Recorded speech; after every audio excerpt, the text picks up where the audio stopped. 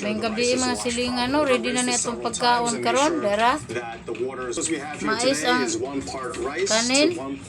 Tapos yan. So now we just turn the rice cooker on. This should take about 40 minutes. We'll be putting the rice into the hangi.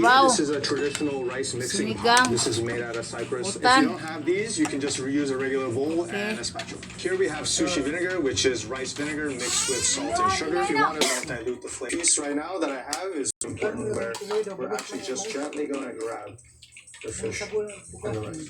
The last molding technique that we'll be doing is tategaishi. Generally, this technique is used for fish or shellfish that's very smooth or slippery. So we start off the same way here. The major difference here is now we're going to flip this way and then reposition here. And the reason why is for fish that are very smooth and slippery, sometimes turning it this way, the rice and that whatever that neta is will fall off. And so in order to avoid that from happening, we're placing it here and then repositioning in your hands. This is tategaishi, but finish the same way. Before serving to the guests, I like to brush a little bit of soy sauce on the top.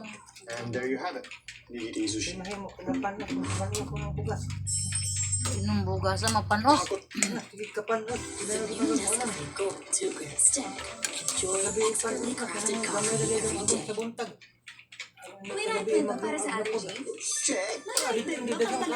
Di ba nakipadungag sa mga kanak? Mais dahil mong gidungag? Ha? Kung makunin mo pagdungag o nagpalit magkukuli makakilo. Sushi. This is also sometimes known as oshizushi, which means to pressed sushi. This was first originated in Osaka, Japan. Sushi is an homage to the style of sushi that existed before edamame sushi. Previously, they used to take salted rice, put fish inside of the salted rice, and press it firmly in a box to increase the fermentation rate. So what we have here is something that's called oshibako. This one in particular is made out of a cypress wood. We do want to soak this in water for a little bit, just so that the surface is not radish, the pickled radish. And on top of that, I'll be adding this rice. This is a great place to be creative. You can add any kind of ingredients, any other vegetables that you want. So the next layer here, I'll be adding a little bit of color.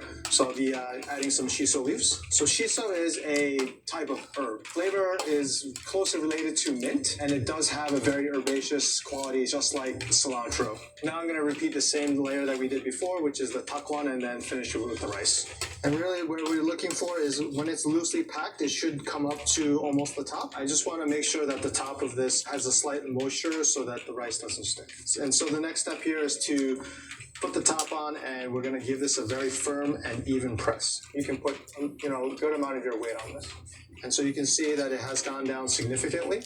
And so the next step here is to slice it, and conveniently this design of this box comes with slits. And so we'll just be following those slits. And again, using a moist center. This is the aonori. This is another type of dried seaweed. This is also another flavor and also nice color, green color on the top. So here we have it. Pwede man siguro itong seaweed sa itong butang aning atong kaon. Ganahan ko anang seaweed sa mukaon. Hoso means thin, so it translates to thin roll. Ganahan ko This roll usually only has one filling. The piece of salmon I have here is the edge piece from one of the saku that we made earlier. And so from here, all we're just going to look to do is to create a strip, just what would fit generally in a roll. This is called a makisu. This is made out of bamboo, and it's tied together with strings. Essentially, this is designed to aid in